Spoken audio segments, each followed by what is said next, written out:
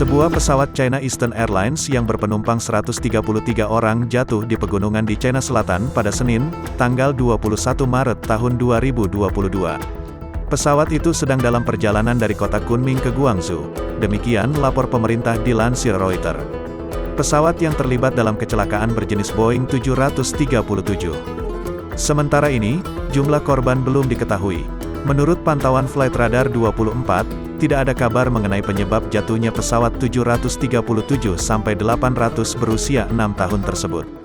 Penerbangan China Eastern dari Kunming ke Guangzhou berangkat pada pukul 13.11.0511 GMT, menurut data Flight Radar 24.